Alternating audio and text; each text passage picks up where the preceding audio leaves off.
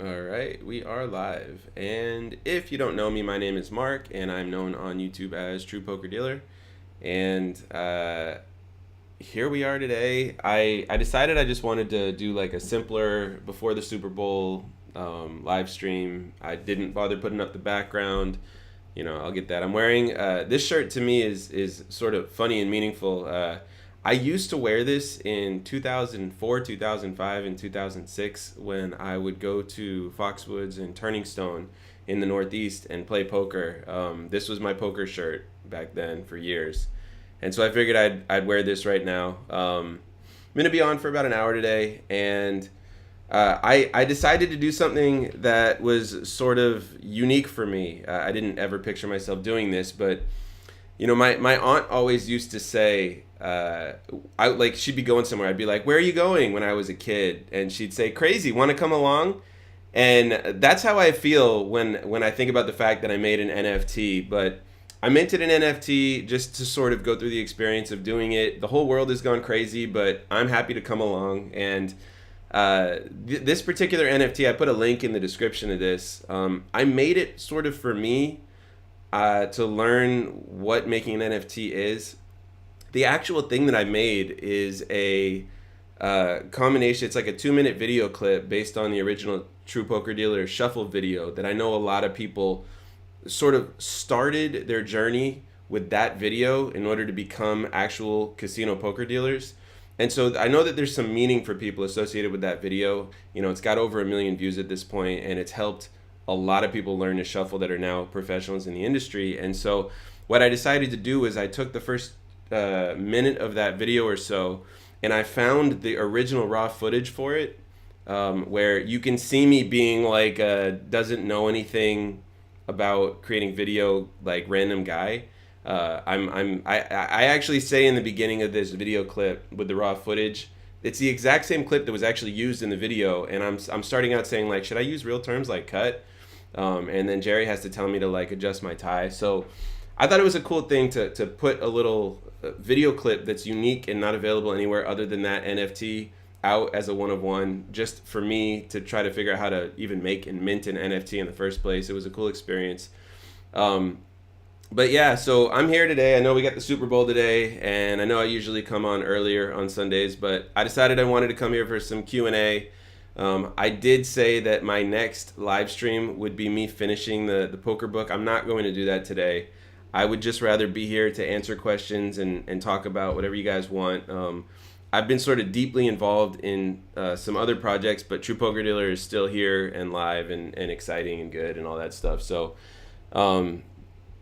anything you guys want to talk about at all, I'm more than happy to do. I know a lot of people have been asking me about the state of affairs in Texas, specifically Dallas, specifically with Texas Card House. I don't really have a ton of unique insight into that, although I can generally say that, I read an article that I think is very on point. I don't know that this article was written, in the know, but I think it's very on point that what's going to happen in Texas is clearly going to end up becoming, there's going to either be lawsuits from the poker rooms to the state to the poker rooms, or regulation that gets put in place that sort of absorbs and absolves all of this. And speaking of that, Gustavo, hey, how's it going? He says, "Hi, Marc. How are you doing? What have you are you still dealing at TCH in Dallas?" So I am. I will be there this Tuesday and Wednesday. I think my shifts start around noon, something like that. No, wait, no. Tuesday at 9 a.m., Wednesday at like noon or so. And I haven't been there as much. I only dealt probably 4 hours total since January 4th, as my journey has taken me elsewhere. But yeah, I do still deal there. This is one of the beautiful things about being a poker dealer is it doesn't always have to be your main hustle, right? Like for me right now, I've sort of got it in the side hustle category, and at a lot of times, even in the last year, it's been my main hustle, right? So, huge appreciation toward Texas Card House for having set their room up in a way where that's even possible. There's a lot of innovation in the way that dealers pick up and give away shifts in this particular room that I think is incredible. And I don't know that they would even consider it to be innovation because it's not all unique. Like, I don't know that any individual thing they do is unique, but it's the way they put it all together that makes it so that something like this is possible without them having to worry too much about it and drop a hammer down like a lot of poker rooms would have to for somebody who's sort of in and out.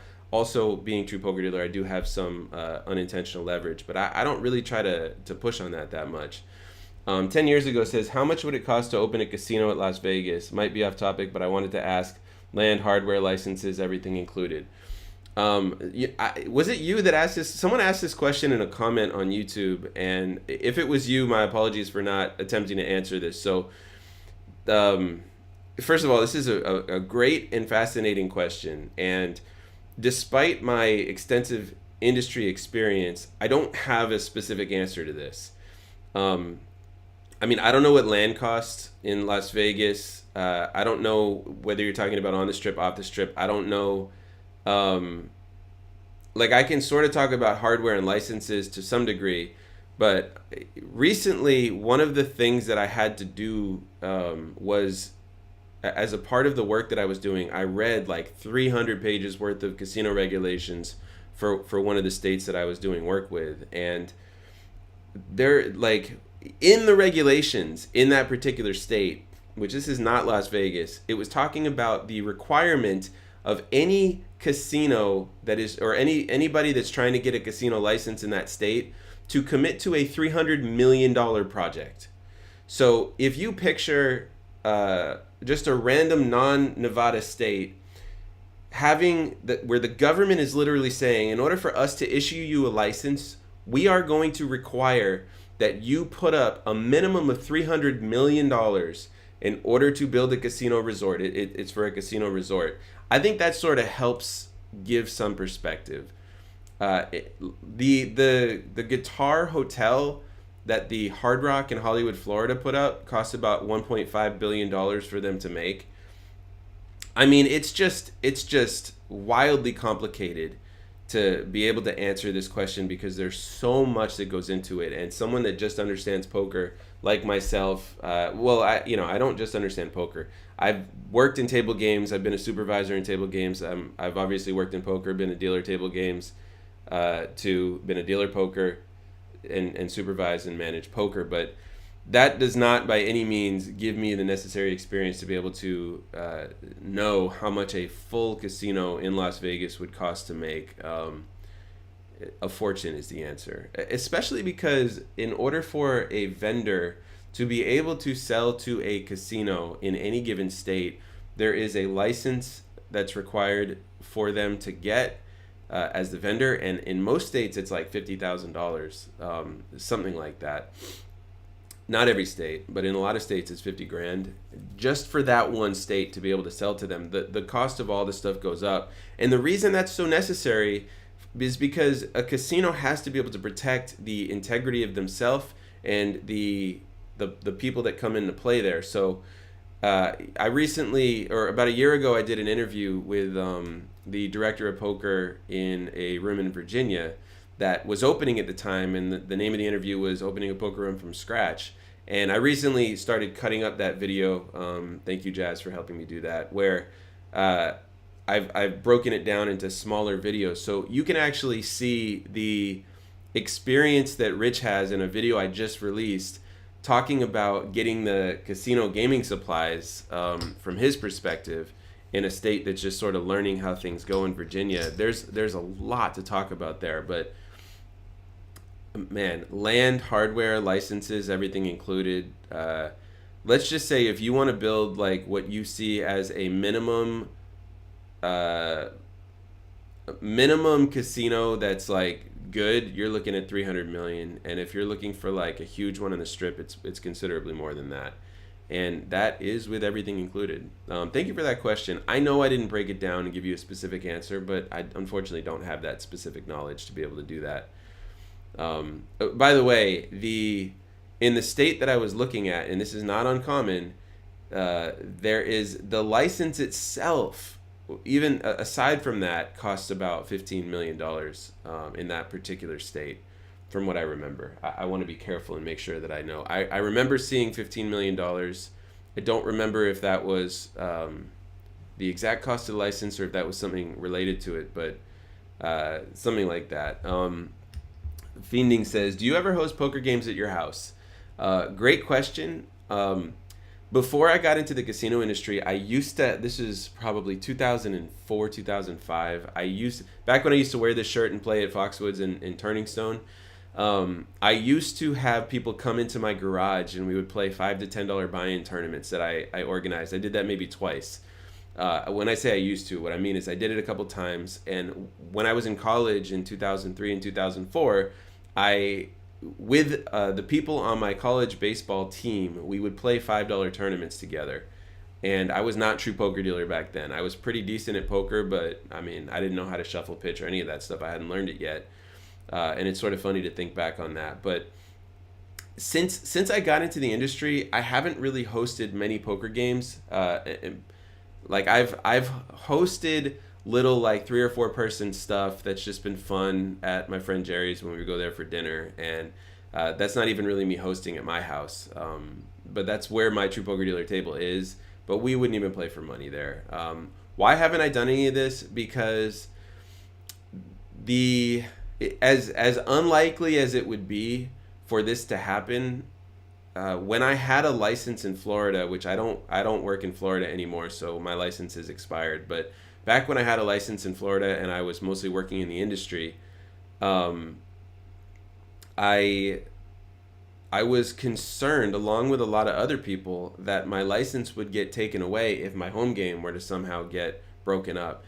Not every state has the same regulations about home games, and in Florida, they're a bit strict on what's allowed at home in terms of playing poker. So I just decided to avoid the whole thing. I had played at some other people's home games over the years for sure, but not. Also, I sort of don't like the home game thing. When I used to work in the industry back in Florida, I didn't like the whole home game thing because at that time in my life, it's different now, but at that time in my life, I had a work persona and I didn't know how to be myself and not affect that work persona. And I had a very difficult time with that. It was very challenging. Thank you to True Poker Dealer, the YouTube channel, and all this stuff, for me to even start to blend my real personality and bring it more into the job. And I'm not saying that I was like not me, but you know what I'm talking about, where you're taught over the years who you're supposed to be and how you're supposed to be in customer service. And what would happen in home games that a lot of people don't think about is poker players come and participate sometimes in these games with poker's dealing staff and poker supervising staff, and I was a supervisor for a long time. So no, I don't really do that stuff. Now, moving forward, if I get myself a beautiful setup and a house that has decent parking, I will definitely host poker games in the future. I'm not saying I'll do it all the time, but that would be something I would love to do. I'm no longer afraid of the stuff I used to be afraid of when doing that. Gustavo says, Doug, Andrew, and Brad buy a piece from the lodge now. They out of the stream. Interesting move. Wait, now they out of the stream. I mean, due to technical difficulties, they shut down completely. Wanted to pick your brains on that. I actually don't know what you're talking about. Are you saying that the lodge stream is no longer operational? Let me see. The lodge poker stream shut down. I'm just searching Google to see.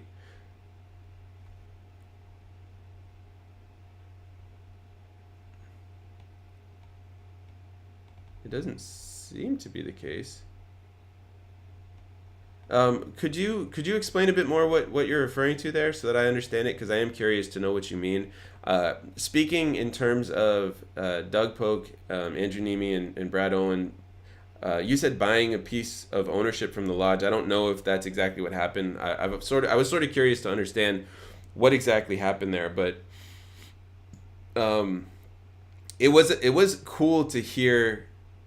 It was cool to hear that they purchased a piece of a poker room. I think it's really good. What's the right way to say this? These are 3 people who built up popularity and fame through YouTube. And I want everybody to think about this for a second. YouTube doesn't care if you're the best at what you do in terms of the craft, YouTube cares if you're likable. In Brad and Andrew's case, while they're decent poker players for sure, they're not the top pros in the world. I think that's universally understood. But they're incredible storytellers. And for Doug obviously is an exceptional poker pro, and he is also an exceptional content creator. Although, speaking about being your real self, you can tell that Doug wasn't being his real self, and eventually he became tired from his own YouTube channel that he created. But the fame that came along with that was pretty amazing. And by the way, just to qualify the thing I'm saying about Doug not being his real self, if you watch his YouTube content on his channel, which his channel is very fascinating and enjoyable to watch his videos, like I've definitely watched a lot of his stuff, he puts on a character that, just watching him put on that character, it's like, as someone who's on YouTube and creates content myself, like I've definitely done stuff like this, and it is tiring. Having to maintain this persona it's hard to do, and so it didn't surprise me when he decided he didn't want to do it anymore. So let's see. Gustavo says, yeah, intern, yes. Streaming problems. Internet in Texas, not quite so good, but they still post videos, but live feed is out for weeks or months till they improve it. Interesting. So it sounds like what you're saying is the Lodge live stream, it literally just has a wiring issue with the internet there or something like that, and they're unable to continue their stream. I haven't heard anything like that, so I can't confirm it, but I certainly can appreciate you telling me that.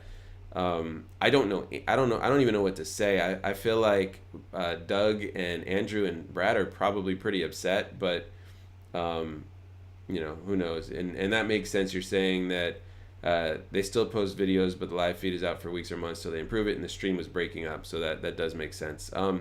Jack says, hi Mark, longtime viewer, first time asker. Appreciate that very much, and thanks for being here and watching all this time. I've dealt casually in Maryland and dealt at the WSOP twice. Would like to try Texas rooms. Would they take on a dealer for short-term stints, 2 to 4 weeks?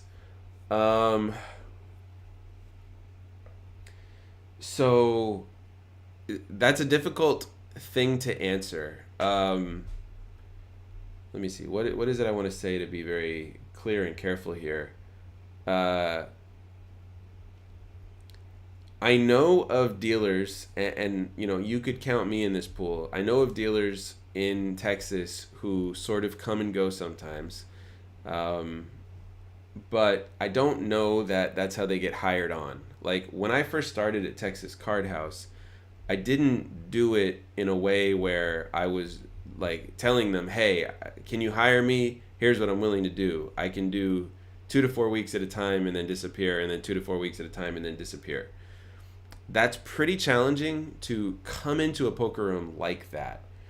That being said, hiring poker dealers is something that is hard. It's hard to find experienced poker dealers in general. So if you're able to find a room, and there are always rooms that seem to be opening up in different places, although there's a lot of controversy about this in Texas, but if you're able to find a room that needs dealers and you're a good dealer, they're probably going to be willing to work with you. Like if you were somebody that I had spent time working with specifically, and I knew that you're a solid dealer from experience, and I knew your personality, and I had a lot of insight, I could probably go to the people that run Texas Card House and make a recommendation that they hire you and accommodate your inconsistent scheduling nature. But that does put a burden on them. So first of all, I don't know that even with my recommendation, they would accept somebody that I was very familiar with. And I also don't know that they're in a position right now where they are able to accommodate something like that. Those types of deals usually come more from desperation, is what I'm trying to say. But it's not impossible. I mean, if you were to do this in Virginia right now at Pop's Poker Room, you might be able to get them to do it if you're a good enough dealer. Because there are a lot of poker rooms right now, and this isn't going to last forever, right? each poker room has its own unique circumstance and it changes over time. But there are a lot of poker rooms that have a tougher time finding good quality dealers, and so they're more willing to work with you. Is really what I'm trying to say. So in order to seek that out, like if that's something that you want help finding and you're not just tied to Texas, or even if you do want just to do it in Texas, feel free to reach out to me. I'll put my email here. People reach out to me regularly, Marc@truepokerdealer.com. Feel free to shoot me an email, and I'll start a dialogue where I get a little bit more of a sense of you, and we can see if we can help you out in some way. But it's pretty uncommon in the poker industry to have people that are not available week after week after week.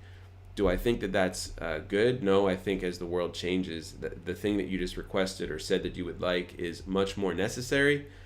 But yeah, I don't know. Ooh, so you said you'll poke around, including Pops. Great. And yeah, email me. Sounds awesome. Looking forward to it. Let's see. And something about the way that you said I'm very good and have a fun personality, I 100% believe you. I like the casual, confident way you just said that. Fiending says, what kind of poker chips would you use at your home games for cash games? If you don't use custom chips, people could bring in the same poker chips everyone can buy. I mean, so I get asked this question from time to time. 100% being honest, what I would do is I would reach out to one of the companies in China where the chips are actually made. Now this takes a couple months or more in order to get, and you have to buy a lot of chips sometimes in order to get them to do this. But I would reach out to one of the companies in China through like Alibaba or something. I think I'm saying the right place to go, and I would just start a back and forth dialogue with them. But you're going to be spending like some decent money, so I'm assuming that that means that that's a funny comment. I'm assuming that means that you are looking to spend some money on a chipset and you're more interested in them being awesome than anything else. You can also ask them to send you samples and all that, and that's really the way that I would go. These other prepackaged versions, the quality I just don't think would be there. And if you're looking for really something good, like chips that are purchased through China are actually being used through like Alibaba, are actually being used in some poker rooms with custom logos and all that stuff. And I do think that the vendors are willing to do that stuff out there if you find the right one with decent quality. I sort of did some of that work thinking about putting together a True Poker Dealer chipset to sell, and I ended up deciding not to continue pursuing it because it just didn't seem like that it was going to lead to any significant amount of money, and I would rather pursue different endeavors at this time. But one day I will probably have a True Poker Dealer chip line, and that will be for me, and then I'll be happy to sell it to people. But I don't have the exact insight, but that's the direction to go. Look out there and know that it's going to take a while and probably cost a little bit. And by the way, you are correct, and this is the same problem that poker rooms run into. If you don't use custom chips, people could bring in the same poker chip and everybody can buy it, and then they just like cheat you, right? And you don't want that. So I do agree with that. Nick says, I think I accidentally saved your NFT. Does that mean I own it now? I don't think so. So no. And actually, to that point, let me just very briefly describe how this works with an NFT. From my perspective, all that I had to do was create an account. I went to one of the NFT marketplaces. I chose OpenSea. I have no OpenSea. I have no idea if that was the right place to do it. I literally just did this because I wanted to do it. I find that by saying F it and just doing stuff, I learn, right? And the power of learning is the real value that I get from something like this. So I went there and I created an account. I had to link my Coinbase wallet to this particular account, and I basically created a category True Poker Dealer for NFTs. Then I created the NFT, which just basically meant uploading the video file, which had to be under 100 megabytes. That took me a few challenges. So I went and I edited this video in order to create this unique video. And then I uploaded that video onto the page where I create the NFT. And then once I was done with all the stuff there, I had to describe it a little bit. I had to put some imagery in order to represent it properly there. Now, if you go to OpenSea, I think it's .co, but you could probably go .com as well. You can actually search True Poker Dealer and find the NFT. I also put the link in here. So I don't know. I'm gonna go to OpenSea right now and see. It's OpenSea.io apparently, and I'm gonna see if the thing that you did, Nick, actually changed anything. So I'm searching True Poker Dealer, which I'm searching it as one word, in OpenSea, and let me see. Does it show a result? Let's make sure that it does. It does show a result, and no, it doesn't mean that you own it. I'm joking about that. Like, if somebody did want to buy it, I don't even have it officially for sale right now, but if somebody wanted to buy it, they could technically make an offer. And the nice thing about it is, because only one person can own the NFT, and it's incredibly clear and traceable who actually owns it. It's like, to me, I built this because I wanted there to be a way to like own the moment in history when I first decided to create the True Poker Dealer Shuffle video back about 10 years ago. Actually, a few days ago was the anniversary of the creation of that video, or of the release of that video. It was created probably 4 months before that, but Nick says, I'll sell it back to you if I accidentally took it from someone else. I can email it. Something pretty cool about NFTs is you build into the NFT because it's traceable back to the original creator. You build into the NFT a royalty fee. So, Nick, you can sell it as many times as you want, and I will get 10% of every one of those sales. Which is it's interesting to think about that. Like, imagine if an artist that creates a painting or a song, every single time that unique thing gets sold. Well, a painting would be a better example. Every time that painting gets sold to somebody else, the original artist gets a royalty on it. Because these are digital, you can actually do that, and that's how the whole thing is set up, which I think is pretty interesting.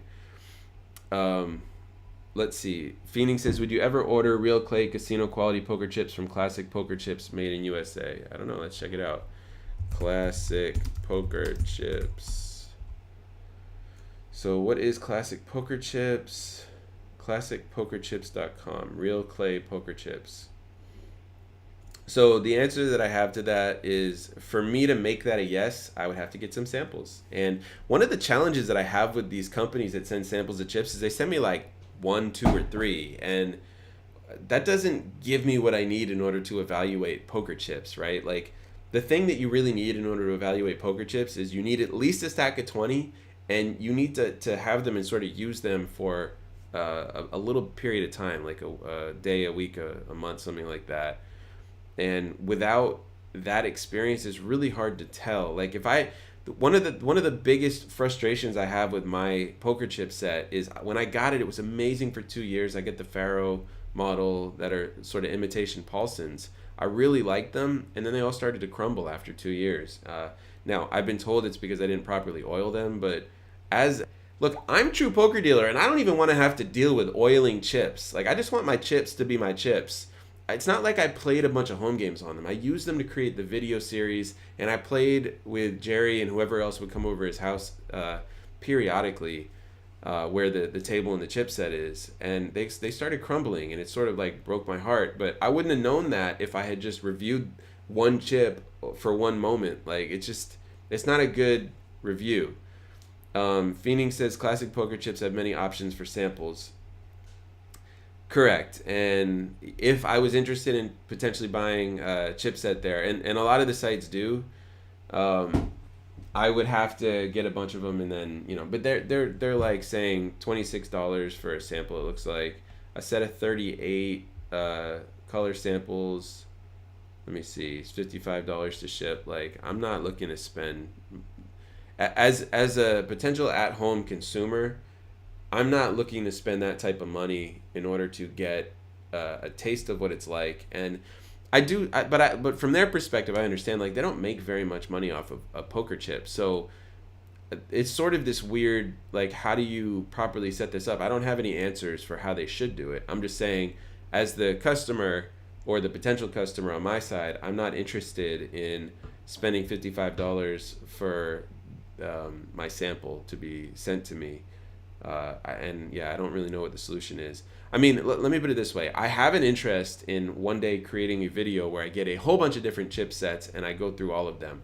But I don't currently have a table that I feel like I'm excited to do that video on. My table is at Jerry's, and I don't feel like doing it at Jerry's house. He lives in a different state as me.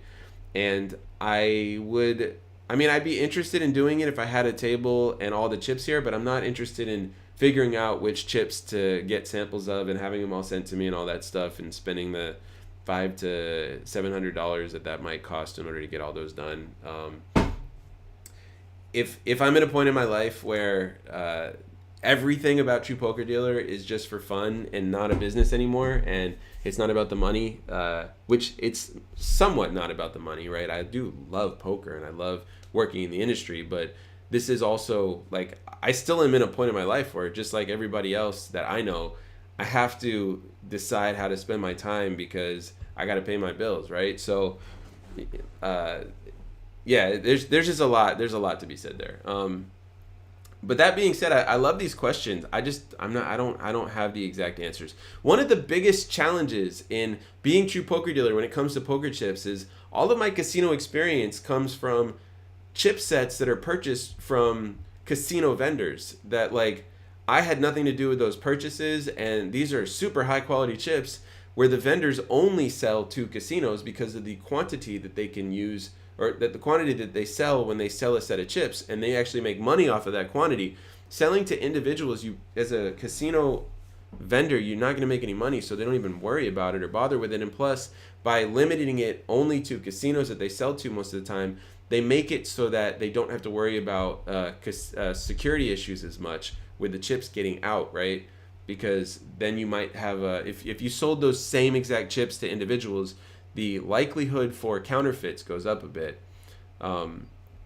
Hopefully, let me see, classic poker chips have many options for sale. There are many people who use them on Poker Chip Forum. Yeah, I am familiar with Poker Chip Forum, by the way. 10 years ago when I started True Poker Dealer, I was getting hit up by people from Poker Chip Forum constantly. I actually met some really cool people through there, and they are way more experienced at home poker chip sets than I am.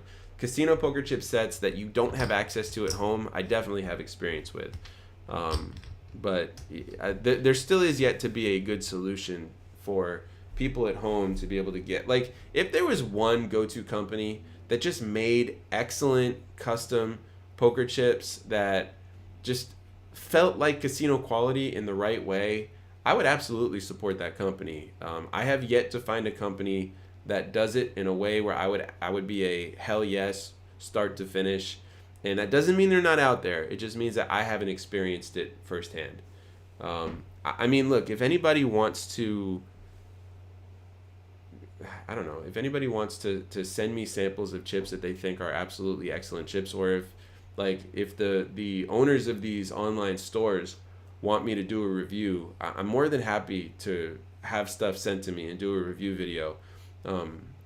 I did a review video for custom felts for Gaming Suede that were like $300 felts, and the felts were amazing, but the vendor told me not to post the video because his supplier changed up the exact fabric that I was sent when I did the review.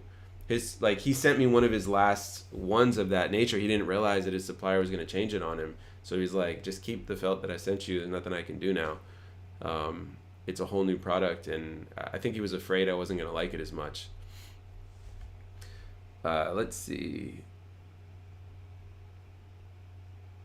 Prager says, Mark, long time no see. Still use your website all the time when talking to folks and running events. So random when you're doing these videos now. Appreciate that. Or so random you are doing these videos now. Appreciate that. Let's see. Either way, great to randomly come across your live stream. Glad to see you're still killing it. Now I have to... Hey, you've got a picture there. I don't know you by the name Prager, but let me go to YouTube and see if I know who you are. Because the way that you're saying it makes me think maybe I do.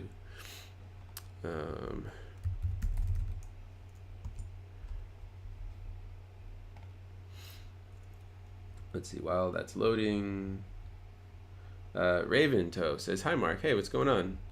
What is your NFT?" Appreciate that question. I will let you know in a moment.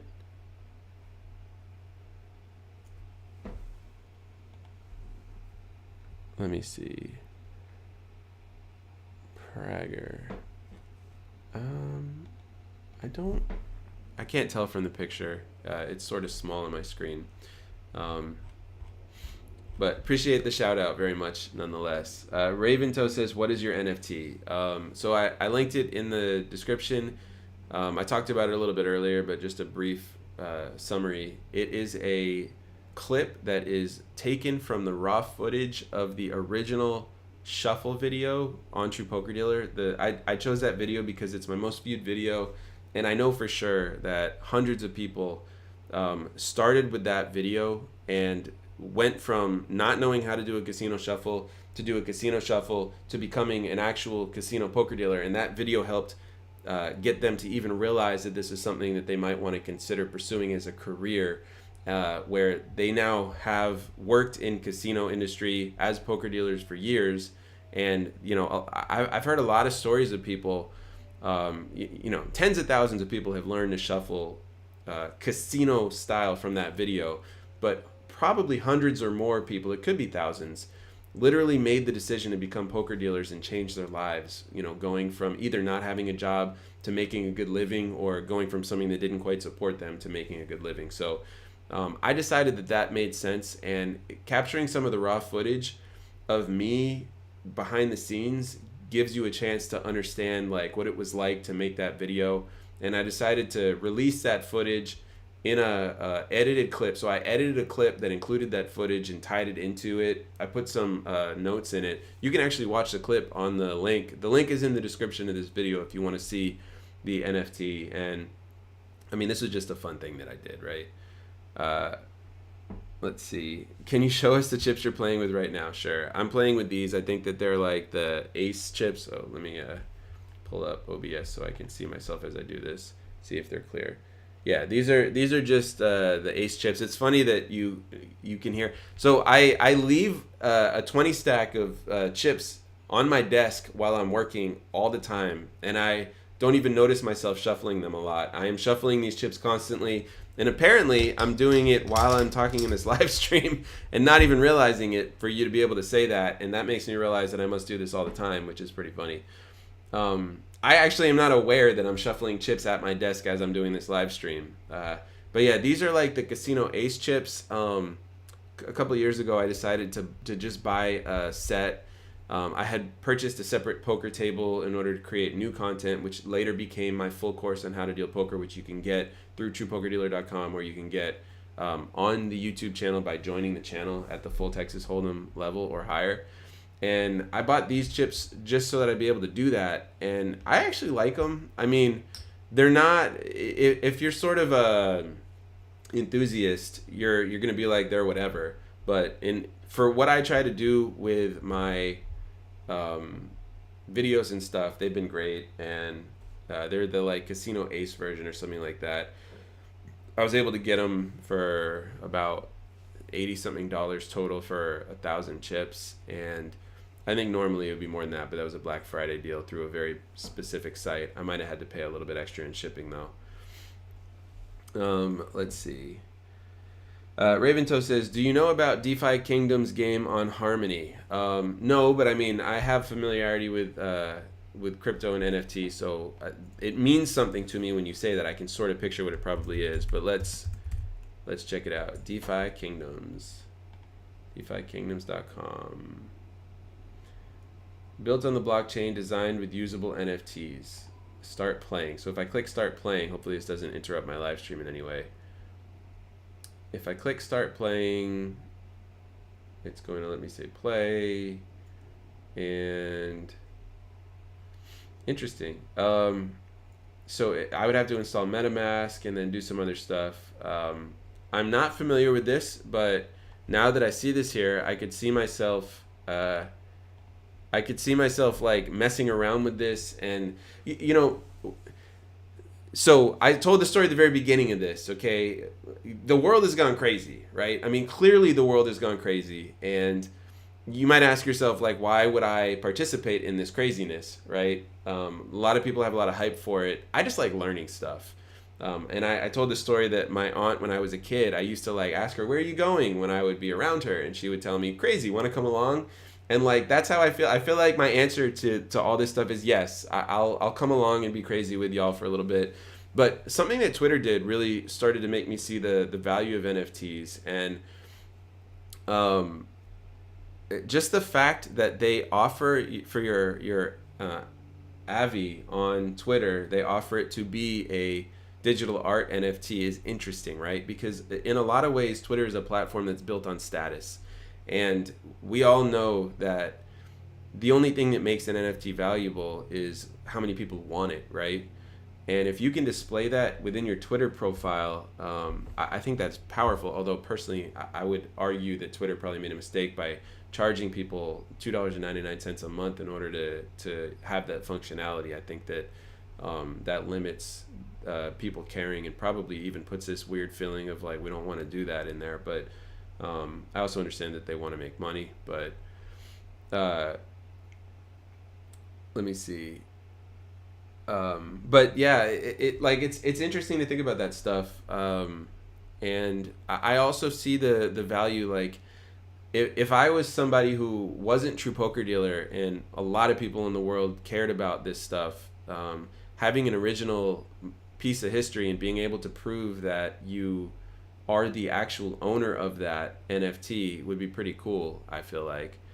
Since it's just me, I just feel like, yeah, I mean, whatever, it's a fun thing to have created and have. But I've since then I've built a second NFT that has nothing to do with True Poker Dealer that's just, meaningful to me. And I mean, I sort of like it, I'm not gonna lie. So I'm a part of this crazy world, I guess. I haven't purchased an NFT before. I haven't like done anything along those lines. My brother was telling me about a friend of his who somehow got his hands on an NFT that he was able to sell for $400,000, which he said that the value of the NFT was listed at like $1 million, and he was only able to sell it for $400,000 only, right? But it's pretty eye-opening thinking about how this stuff works. It's literally just based on desire, but the whole market of this stuff is just like going like this at this point. The only NFT market that I feel like I sort of like and understand is the NBA Top Shot market, which I probably talked on here about before, where I do own some moments. I haven't spent very much money on it, but I was able to buy a handful of packs. I think I spent somewhere in the vicinity of $60, and I think I was able to sell about $600 worth of NFTs on there, which are NBA moments on NBATopShot.com. But that was a bit ago. But I do like all that stuff. And Raven says, yeah, decentralized is cool. So yeah, let's see. In terms of poker, I have been, my last live stream, I talked about this book. And I mentioned I was going to go through the rest of this book at a later time. And I said I was going to do it this live stream. I'm not going to do this live stream. I'm going to continue going through this in a future live stream for sure, though. But something that this book brought up that I think is really interesting to think about. The book talked about other types of hand rankings. And man, it would be interesting. It talked about skip straights, right? So a skip straight would be 4, 6, 8, 10, queen. If skip straights were valued between better than 3 of a kind and worse than a regular straight, I think that would freshen up the game of poker a bit. And I kept thinking about stuff like this, like, to a degree, poker is solved. So how do we keep it fresh? There's something that has to change. Do we eliminate straights in order to keep it fresh? Do we add skip straights? There was another thing in there. I forget where they valued the ranking of it, but they said if you have a 9, a 5, and a deuce, and then 2 other cards, either between the 5 and deuce, between the 5 and 9, or some just allow it to be anywhere, then that is a valuable hand because it's sort of like hard to get, I guess is the way to say it. Like, there is still enough room within the game in order to create additionally ranked cards and hands. And yeah, I'm sort of excited to finish the rest of the book. I just don't want to do it today. The Super Bowl is today. I started this late today. I was up pretty late working on other stuff last night. Phoenix says, if the bet is 65, so this looks like a poker hypothetical. If the bet is 65 and a player puts out 100, intending to raise but didn't announce raise, the other players at the table quickly say it's a short raise, so he can't raise. The player who put out 100 acknowledges it's a short raise and begins to take the chips back. As a dealer, would you disagree with the players by saying he put out the original bet plus more than 50%, so it's a min raise, and the player needs to add 30 more to complete the raise? So let's assume that the player that bet 65 originally was opening for 65, meaning, it wasn't 2 5 blinds and it didn't go from 5 to 65. So we can keep this explanation simple because that does matter. In the case where, it's the flop and someone bets 65, open was the wrong term. It's a flop and someone bets 65, and then a player puts out 100. That is 35 more than the original $65 bet. And when you say 100, let's say it's a stack of red, so that it's not an oversized chip roll or anything like that. It would have to be 32.5 in order to be exactly half a raise. Because it's 35 more than the 65, it is more than 50% of a raise. And so, according to the rules of many poker rooms, that is going to be a forced raise by the dealer. The player, having created an unclear bet amount, puts the house in a situation where the rules of the house force that player to put in a full $130. That being said, that is based on the rules of the house. So as long as the house rules state that for an unclear bet, a player who puts out 50% or more of a raise is forced to put in a minimum raise, as long as that's the house rule, then that is the thing that the dealer at that house has to do, yes. There are different types of rules that you can find in different places, and I'm not going to lie, I have absolutely, as a dealer, read a situation in a very loose room, okay? So I'm not saying I would do this in most places, but in a room where the rules are slightly more loosely interpreted, I have definitely had a player, when faced with a $65 bet, who has intended to throw out 3 green chips, accidentally had 2 of the chips stick together because the chips were sticky in that room, accidentally thrown out $100 in green, and I've kicked back one of the $25 chips, knowing that if somebody brought it up, I would call the floor. Is that the right thing to do? Boy, does it depend on the room. I would say, generally speaking, it's not the right thing to do what I did there. In this particular situation, I believe it was. But these things, while the rules are the rules, they're not always 100% black and white. And I think it's a very easy decision to make if they put out a stack of 100 in red, which is why I use that as the example. If it's 100 in red, I mean, there's no mistaking the fact that they, I don't know if you've ever seen it, but it is possible for 2 chips to stick together. And when you throw them, like if I throw out 4 chips and 2 of them are stuck together, and then I'm like, as they're in the air, I'm trying to get it back. I mean, I don't like booby trapping people with gaming equipment or anything like that. So it's a bit of a complicated thing in that type of scenario. But yeah, generally speaking, that is going to be a raise. J Boss says, so you want another hand to beat my trips, huh? Meaning the skip straight that I was just referring to. And my simple answer is, I want there to be something in poker that makes it so that someone who is currently excellent at it and familiar with it and has been playing it forever has to start thinking again, and might be in situations where they don't know exactly what to do. One of the reasons that all these other games started being attempted, like, one of the reasons Pot Limit Pot Limit Omaha is popular, more popular than it used to be, is because it's different than the same thing that we do every single day when we play poker. Now, how to get skip straights into the equation, or whatever the right answer is in order to maybe, adjust poker a little bit, I don't know the answer to that. But I sort of like the idea of it.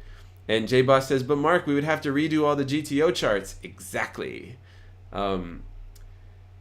The casual poker player doesn't care about the GTO charts. And in fact, the casual poker player would love for people not to be studying the game the way that the game is studied. The casual poker player would love to be able to go in and gamble and hopefully win. And by making this type of an adjustment, there becomes a period of time where they're more able to do that. And I mean, you could, if you added skip straights, you could also probably add skip straight flushes, right? Like, I don't know. So the math would have to be figured out to see how rare each of these hands are, which I think is how they determine exactly what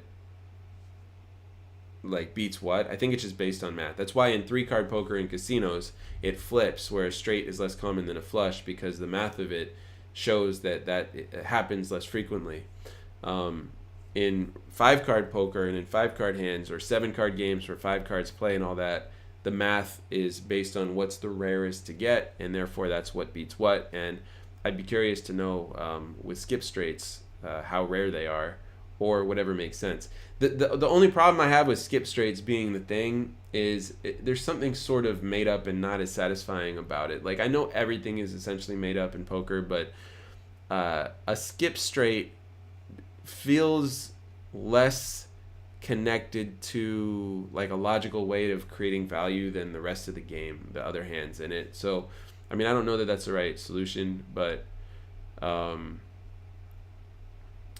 mean, maybe something to do would be to add some combination where no matter what you have, if you have this combination that you can make between your cards, then you automatically lose, right? Like, maybe if you have, maybe we play a high-low game where if you have a wheel, or if you have a low, let me see. Maybe if you have a wheel, you auto lose. I don't know. J-Boss says, you have a point, Mark. Bobby Fischer, chess grandmaster, said that chess books ruin chess.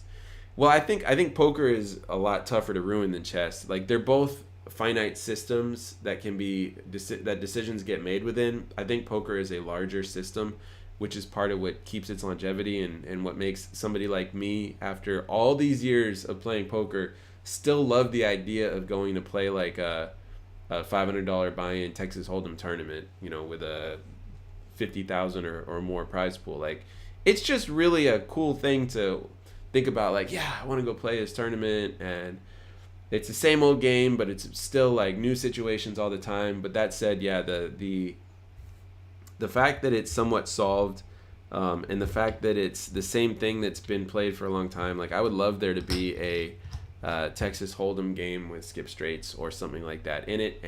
And why are we talking about that? Because when I went through this book live with you guys in my last live stream, it talked about these things, and I'd never seen or heard of this stuff before, and it was interesting, and I liked it.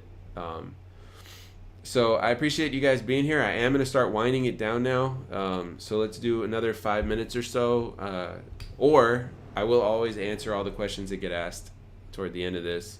J-Boss says, do you play satellites? I have played satellites. I enjoy satellites very much. I think that a lot of the times, especially in tournament series, satellites, there's great value. You can get overlays. And I mean, I like positive expected value, right? So if I can find a tournament that will provide me additional value, I will probably jump into it. Now, some of that positive EV within a satellite comes from the fact that the player pool is weaker, which means that the person that's more experienced or better at poker, which I'm not necessarily saying I am. I do think highly of my poker skills, but compared to poker pros, I don't.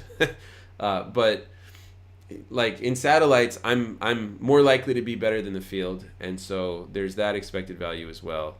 The thing I really want is the huge events to have the fields from the satellites. That's what would be cool. Yes, I'm making that up, but that being said, I actually don't play that much poker nowadays. I haven't really been in many situations where I've wanted to spend an entire day playing a tournament. And it's just because as an entrepreneur who's still trying to create my solid rest of my life financial foundation, I'm not there. And when I think about spending a day playing a tournament, while it's appealing, fun, and I like the idea of getting to that point by winning the tournament, I'm aware of the grind that I put in as an entrepreneur, and I'm aware of the time that I could spend. Like yesterday, I spent from noon up until about 4 a.m. Working with somebody on like all the stuff that I'm passionate about, and it's a lot of work to like get to that point where, like as Will Smith says, you know, lay one brick at a time as perfectly as you can lay a brick, right? So I'm focused on that right now, and I love poker, and every single year I dream about going to play events in the World Series, and if I had the cash disposable income to go do that, I'd be there, and I will be there in the future, but I'm not there yet. So, you know. Fiending says, as a dealer, the hand you hold the deck with usually has the back of the top card facing up and the cut card facing down. Do you allow yourself to turn that hand over so the cut card is facing up or to the side while you're using that hand to gather chips from the side of the table? The answer is no. The terminology for that is called rolling the deck, and I don't have a deck at my table right now to demonstrate it, but I can use my phone and say, like, you know, if this is how I'm normally holding the deck, it can be easy to flip the hand over and pull chips in from that side. But the general rule of thumb in the industry is you can tilt the deck no more than 45 degrees. We prefer it, if possible, we prefer it to tilt 0 degrees. But like there's different schools of thought is what I'm trying to share. But you do still want to use that pinky to pull cards in. So I tilt it, personally, I tilt it a little bit. When I'm reaching to the left side, my deckhand is the stub is in my left hand. The stub is the remaining part of the deck. I tilt it a little bit, but not much, and you never want to roll it. I mean, as a supervisor, I've had to deal with floor calls where, like, a dealer rolled a deck and a bunch of cards came out, and you know, there's like if you have your deck rolled and accidentally someone bangs into your hand, cards go flying sometimes, and those are not fun floor calls. And then on top of that, if something about the positioning of the cards that you have in that deck are not properly in place, you might expose a card. It's just, you don't want to do that. But mostly it's about not dropping them. So yeah, you don't want to roll the deck, or do you try to never turn the deck upside down? Correct. Yeah, you don't want to roll the deck. You don't want to turn the deck upside down. If you can keep it totally parallel at all times, that's your best scenario. If you're using your pinky to scoop in chips, cards, anything like that on your deck side, you can certainly roll it a little bit as long as your poker room allows it. Make sure that your poker room allows it. If I were to run a poker room, which I don't own my own poker room, but if I were to run a poker room, I would be okay with dealers tilting it a little bit, no more than 45 degrees, in order to aid them as they deal. But I would also, you sort of pay attention and make sure that they're only doing that in that circumstance, right? All other times the deck should be parallel, especially on the pitch. Like there are some dealers. There's a dealer on YouTube that has an incredibly fast pitch, faster pitch than I can do by far, and it's beautiful to watch. But part of the way he's able to do that is he tilts the deck a bit, which by tilting the deck that little bit and getting all those cards off the way that he gets them off, if you're on that side of the table, and I've seen this in casinos before with some super fast dealers where you can like see the cards as they come out, and it's not good. Gustavo says, I saw on TCH one time the dealer scooping the cards with a cut card instead of a normal card. In case of not exposing the last card, you told in your videos that, let me see. So I'm trying to picture how they did it, like, I wonder, it'd be interesting to look at that. I'm not sure exactly what Gustavo is saying. I can't picture the thing you're describing. Fiending says, what if you make sure your whole hand is covering the bottom of the deck with your fingers wrapping around the side of the deck?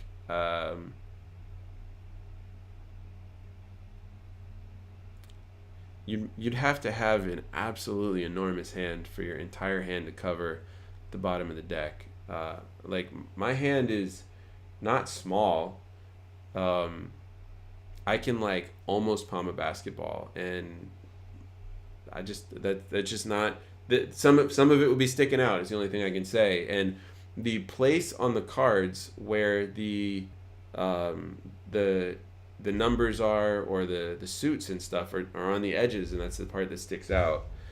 But also more importantly, like I said, flipping the deck over, if someone knocks into your hand, they come flying out. And I think the real point is that it's completely unnecessary to flip the deck over. You can deal 100% smoothly without ever doing that. So if you somehow gained an advantage by flipping the deck over, I would be like, okay, I understand that advantage, and now it's a question of what the poker room wants. But no professional room that I've ever been in is okay with a dealer actually rolling the deck as long as they're aware of it. I mean, it's one of those things, it's like, how much energy do you really want to put into enforcing this, right? But they don't want their dealers doing it. And it's more of a thing that you see a lot in home games where there's not really any consequence to learning habits like that, and you sort of do what's intuitive to you as you learn. But yeah, and you don't have to do that. And because you don't have to do that in order to continue to deal quickly, just don't do it is how I look at it, because there's risk built into doing it that's negative. And one of the things is dealing poker and creating casino procedure and all that stuff is you just eliminate all risk to the ability that you can whenever you can. So, I mean, if you're telling me you have a death grip, every single card in there is completely not visible in the bottom, and you can't even see the cut card at all. I mean, it seems unlikely that you'd be able to deal like that and then flip it over and all that. It seems too much, but casino procedure says that no, don't do that, and logic in my head says no, don't do that either. Let's see. Gustavo says, you told on your videos you turned the bottom of the cards to the players and the dealer from TCH covered the bottom of the deck with the cut card after scooping the cards. I think the thing that you're talking about is when shuffling in poker, you want to face the cards away from the dealer, and in table games, this is when you're like squaring the deck up. In poker, you face away from the dealer. In table games, you face toward the dealer. And so I think what you're saying is there was a dealer on a TCH live stream that did it like table games where they face the cards toward the dealer. And yeah, that's bad, but it is what it is. It's like the cards are still going to be shuffled. If I saw that and I worked in the room, I would just tell them, hey, do it the other way. But to be fair, I spent years when I worked in table games. Every single table game shuffle that I did, I faced the cards toward the dealer, because the difference is historically. Well, actually, this is what I'll say. The reason you face the cards to the dealer in table games is because you don't want the players being able to beat the house by being able to follow cards. So you want to make it as hard for them as possible. In poker, it's player versus player, and so you don't want the dealer to be able to manipulate the deck in any way. And so you provide that integrity by having the dealer have the cards face away from them. It is a detail. It's true in procedure, and this is right before you shuffle it. This is when you like scoop all the cards up and then square them up. Let's see. I tried and it was not so easy to do it, right? Squaring the deck.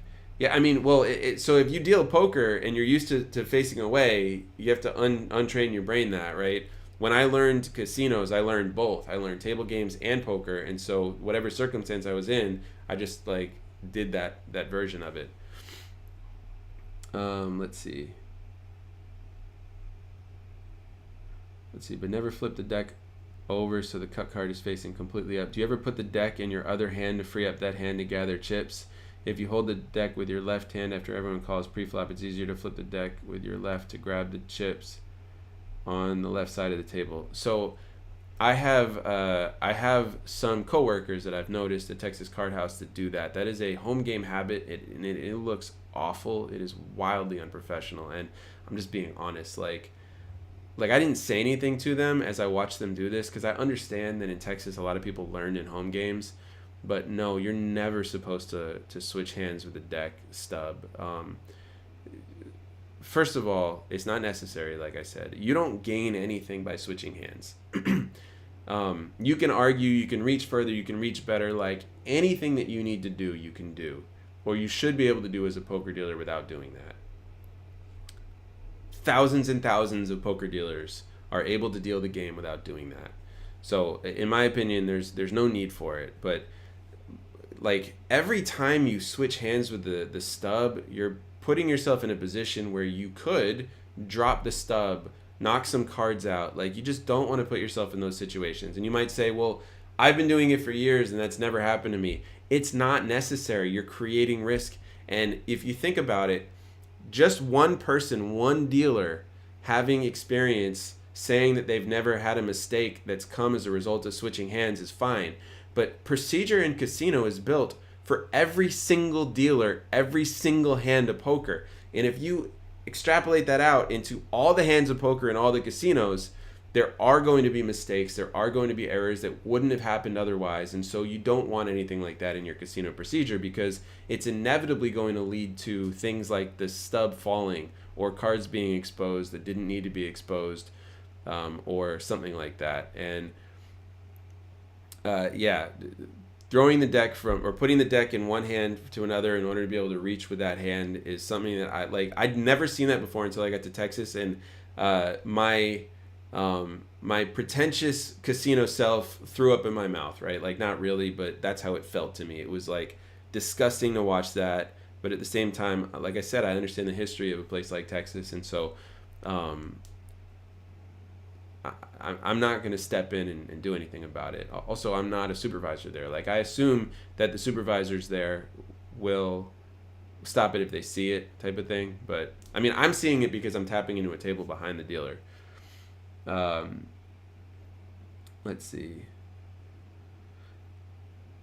Fiending, yeah, I agree. That is one thing that is different from casino dealing and home game dealing. Flipping the deck makes it look unprofessional. Jason Penn says, yeah, anytime the deck leaves the hand, either set it on the table or changing hands, the deck is fouled. Yeah, and there are, so to that point, that's not true everywhere, but that is definitely a standard for some rooms in the industry that's based on the problem. Like, this, a deck being fouled by being removed from the dealer's hand is true. Think about this. I don't know if you guys are familiar with this, but as a poker supervisor, if a dealer needs to be tapped out, you absolutely do not want to tap them out in the middle of the hand. Can you do that? Technically, yes, right? If it's a home game, is it that big of a deal? I guess not, right? But you don't want to do that because, like, you never know what's going to happen. Saying that the deck is fouled in 2022 is a little bit of overkill, but the concept is very good. It's so unnecessary that, and it provides and creates this like unnecessary risk that I sort of agree with that old school way of thinking. And you know, if I had to make a floor call, I wouldn't foul the deck in most cases unless the room had a clear precedent for that. But the concept is on point. Like, it's so unnecessary and it creates risk. So we don't like stuff like that in casino procedure. Phoenix says, even the bunch of muck cards in front of the dealer can get flipped over during the hand due to the dealer's hand moving around or even sticking by electrostatic. Yeah, I mean, it's true. Do you count chips with your hand that holds the deck, or do you count chips with your free hand? How do you handle chips on the left side of the table? Yeah, I use my free hand all the time. However, if it's after the river, I'll use my left hand as long as my left hand is working that day. That's a joke, but you know what I'm saying. Yeah, you just you turn yourself and you reach over and you count the chips. It's I guess I'll say it's not that hard. Hopefully your poker room equipment, the chair, the table, are built in a way where it's not absolutely insane to try to reach it, but you can also ask a player to push the chips a little bit closer to you, especially in a poker room without a betting line or a betting guideline. The players might put the bets really close to them, but it is incredibly reasonable as a dealer for you to say, please push those out so I can count them, and then you just do that if you need to. Definitely appreciate you guys and appreciate all the comments. I am going to jump off now, and I will see you guys in the future on a Sunday. So thank you all so much.